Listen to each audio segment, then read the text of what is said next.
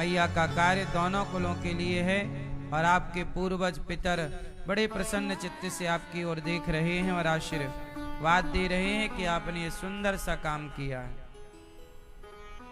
पुरुषोत्तम माह चल रहा है, इसे अधिक मास भी कहते हैं। यह मास क्यों बना? एक हिरण्यकश्यपु नाम का एक राक्षस प्रहलाद के पिता,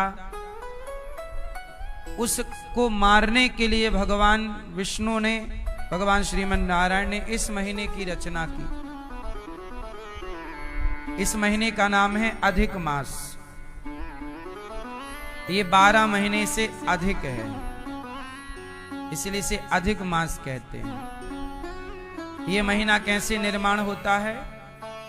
तो गणना हमारे सनातन की ऐसी है कि तिथियां आती हैं। कई बार आप देखते हैं कि 2 तिथि आ जाती हैं, 2 एकादशी। तो जब 2 एकादशी आती हैं तो द्वादशी की हानि हो जाती है।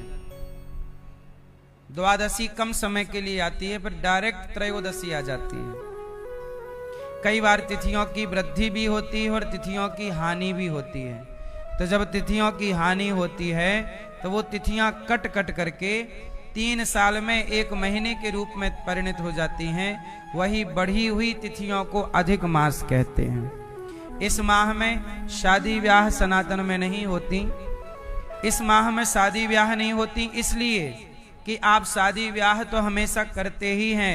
ये पूरा का पूरा महीना जो 3 वर्ष में आता है, ये पूरा महीना भगवान को समर्पित कीजिए। इसलिए ये पुण्य का माह है। इसे मलमास कहा गया।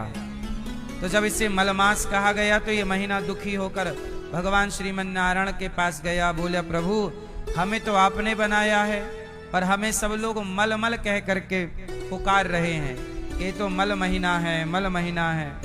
मल अच्छी चीज को नहीं कहा जाता, गंदी चीज को मल कहा जाता है। तो हमें तो गंदा कह रहे हैं सब लोग, अब तो हमारा अपमान कर रहे हैं सब लोग। मल मल कह करके मल महीना आ गया, मल महीना आ गया। तब भगवान श्रीमन नारायण ने कहा, तुम चिंता ना करो, आज से तुम्हें हम अपना नाम देंगे और आज से तुम हमारे नाम से जाने जाओगे। तब भगवान ने अपना पुरुषोत्तम नाम दिया और पुरुषोत्तम मास के नाम से इस महीने को जाना गया। ये वो पावन महीना है ना। इसलिए ये माह में किया गया कोई भी शुभ कार्य परम उत्तम है, क्योंकि नाम ही है पुरुषोत्तम। इस माह में मैया कथा सुन रही हैं, कई गुना फलदायी। आप यहाँ पोथी पाठ बिठाए हैं बहुत सारे भक्तों ने, आपने भी बड़ा पुण्य का कार्य किया है। अभी 4 जून से फिर भागवत जी के पोथी पाठ होंगे। पुरुषोत्तम माह में आप भी अपने माता पिता पितरों के लिए भागवत जी के पोथी पाठ करा के ये पुण्य का लाभ जरूर लीजिएगा।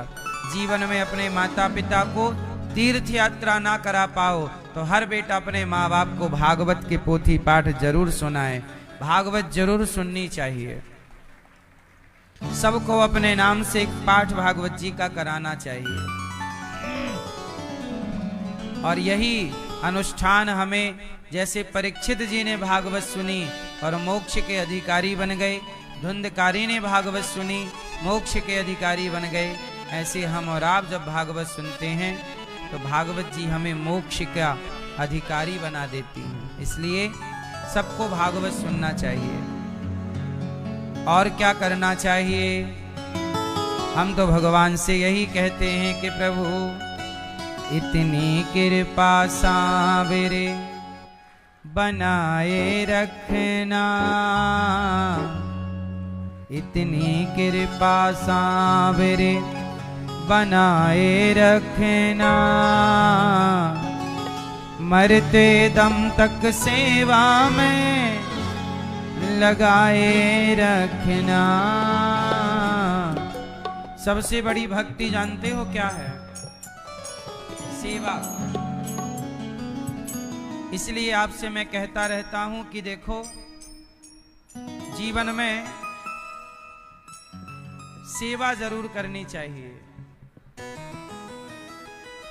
सेवा का काम हम सबको करना चाहिए। हमारे श्री सुरेंद्र चोपड़ा जी और पुत्र भैया आपके श्री नितिन चोपड़ा जी दिल्ली से आए हैं और आप भी गौरी गोपाल की सेवाओं से अपने आप को जोड़ करके रखते हैं। बहुत बहुत स्वागत। कुछ ठीक है?